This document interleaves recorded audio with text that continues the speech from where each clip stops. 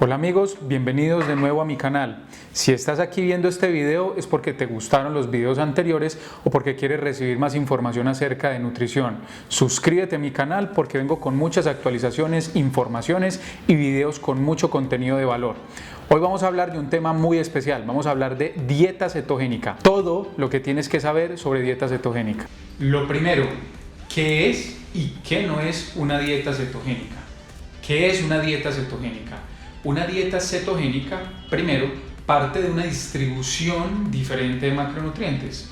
Clásicamente, una dieta tradicional pudiera llegar a contener entre el 50 y 60% de carbohidratos, de un 15 a 20% de proteínas y de un 25 a 30% de grasas. Una dieta cetogénica propone una distribución de macronutrientes diferentes, más o menos un 70% de grasas, únicamente un 20% de proteínas y entre un 5 a 10% de carbohidratos.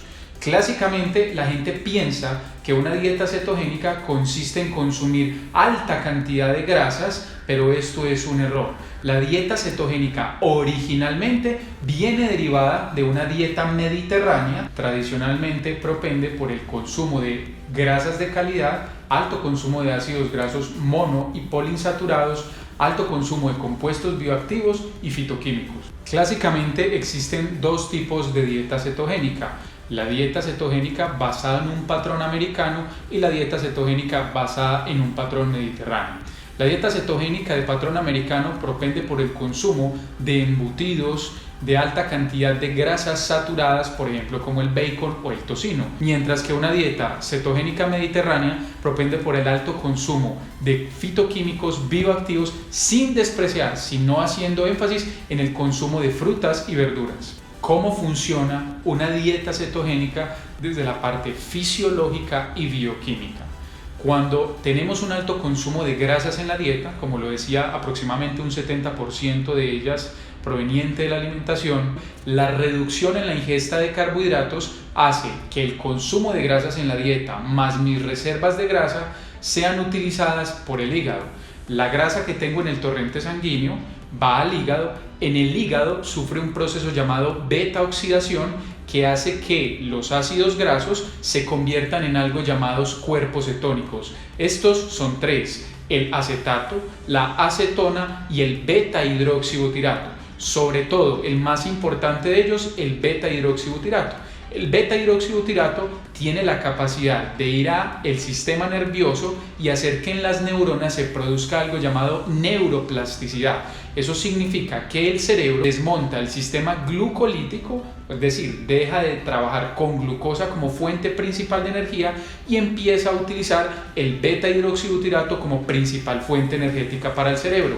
A ese fenómeno lo vamos a llamar cetoadaptación, y es cuando el cerebro es capaz de utilizar el beta-hidroxibutirato como fuente exclusiva de energía. El objetivo de realizar una alimentación o una dieta cetogénica no es bajar de peso. El objetivo de una dieta cetogénica es algo que llamamos reprogramación metabólica, es decir, nuestras células deben de aprender a dejar de utilizar como combustible la glucosa, es decir, los carbohidratos, y deben de empezar a utilizar los cuerpos cetónicos como energía.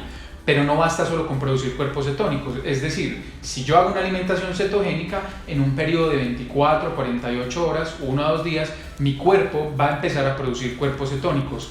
Pero ¿qué es lo importante? Que nuestras células necesitan aprender a producir unos receptores que van a empezar a interpretar esos cuerpos cetónicos. Además, esos cuerpos cetónicos no viajan solos a las células. Nuestro cuerpo debe aprender a expresar transportadores, es decir, sustancias que transportan el cuerpo cetónico a ese receptor, y eso es lo que realmente nos va a causar más dificultad, porque al principio podemos sentir dolores de cabeza, fatiga, mareo, mucho cansancio, y es debido a que aunque producimos cuerpos cetónicos de manera casi que inmediata, nuestro cuerpo no aprende a transportarlos ni a interpretarlos. Vamos a hablar ahora de los errores que más comúnmente se cometen a la hora de empezar una alimentación cetogénica. El primero de ellos es consumir alta cantidad de grasa saturada.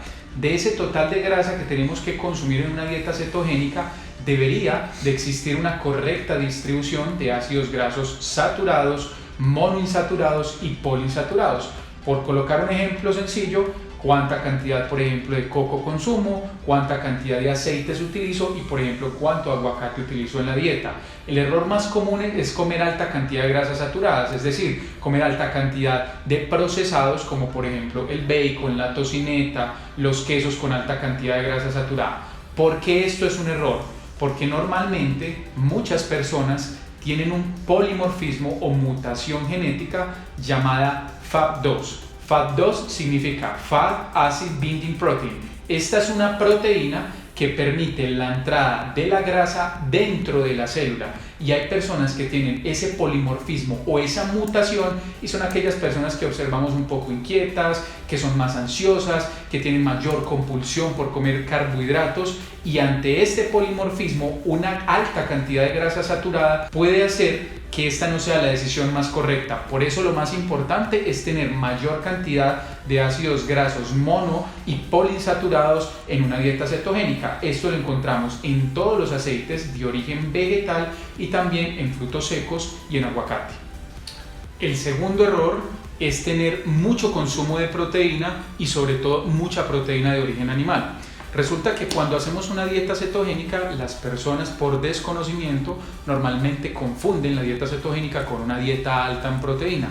También existen personas con otro polimorfismo o mutación genética llamada COMT, que significa un polimorfismo en una enzima llamada catecolmetiltransferasa. ¿Eso qué significa? Que para personas también, como lo veíamos con la grasa saturada, que son ansiosas, irritables, que tienen mucha compulsión, que son personas desesperadas, el incluir mucho exceso en la dieta de proteína y sobre todo proteína de origen animal puede hacer que estas personas tengan incluso mucho más ansiedad. Por eso hay que tener cuidado y hacer mezclas entre proteínas de origen vegetal y proteínas de origen animal. El tercer error es pensar que una dieta cetogénica es simplemente comer más cantidad de grasa. Para poder que se dé adecuadamente el proceso de cetosis, mi cuerpo necesita recibir alta cantidad de compuestos bioactivos y de fitoquímicos. Por eso las frutas y los vegetales no se deben de excluir en una dieta cetogénica, sino que deben ser consumidos en buena proporción. Hay frutas que, por ejemplo, podríamos consumir en una dieta cetogénica, por ejemplo, las fresas, el melón, el kiwi, el maracuyá, y hay frutas cuyo contenido de carbohidrato es mucho más alto. Se dice en la literatura científica que una persona promedio puede entrar en cetosis cuando consume 50 gramos de carbohidrato o menos al día. Esto lo podemos lograr tranquilamente consumiendo 2 porciones de fruta de aproximadamente unos 100 gramos en el día y también 2 porciones de vegetales. El cuarto error que se comete en una dieta cetogénica es utilizar excesivamente endulzantes artificiales o edulcorantes. ¿Qué pasa con esto? Normalmente cuando las personas disminuyen el consumo de carbohidratos en una dieta cetogénica, tienden a utilizar muchos endulzantes como el sorbitol, xilitol, maltitol, la misma sucralosa. Todos estos endulzantes artificiales son materia prima o combustible para que en nuestro intestino haya disbiosis o desequilibrio en nuestra microbiota intestinal. Es decir, en nuestro intestino tenemos dos bandos, unas bacterias que vamos a llamar buenas y unas bacterias que vamos a llamar malas. Las bacterias buenas, los lactobacilos y las bifidobacterias, y entre las bacterias malas encontramos los firmicutes y los bacteriodetes. Esos endulzantes artificiales tienen la capacidad de alimentar estas bacterias malas y hacer que aumente la compulsión alimentaria y el gusto incrementado por dulce. Por eso es mejor no consumir ningún tipo de endulzante artificial en una dieta cetogénica. ¿Para quién entonces es una dieta cetogénica? Entendiendo el principio que es reprogramar nuestro metabolismo y hacer que nuestras células sean capaces de trabajar como combustible con cuerpos cetónicos y no con glucosa, una dieta cetogénica debería estar dirigida principalmente a personas con sobrepeso, con obesidad, con diabetes, con síndrome metabólico, enfermedades cardiovasculares, enfermedades autoinmunes, como por ejemplo la tiroiditis de Hashimoto, enfermedades autoinmunes por ejemplo como la artritis, enfermedades como la espondilitis anquilosante y enfermedades inflamatorias, colitis, personas con dermatitis o con espondilitis anquilosante también. Una dieta cetogénica no debería estar diseñada idealmente para personas cuya carga o volumen de actividad física es muy alto en la semana, es decir, personas que realizan 5 o 6 jornadas de entrenamiento cuyo volumen de actividad física o de ejercicio supere las 10 horas a la semana. ¿Por qué? Porque en deportes explosivos como por ejemplo el CrossFit,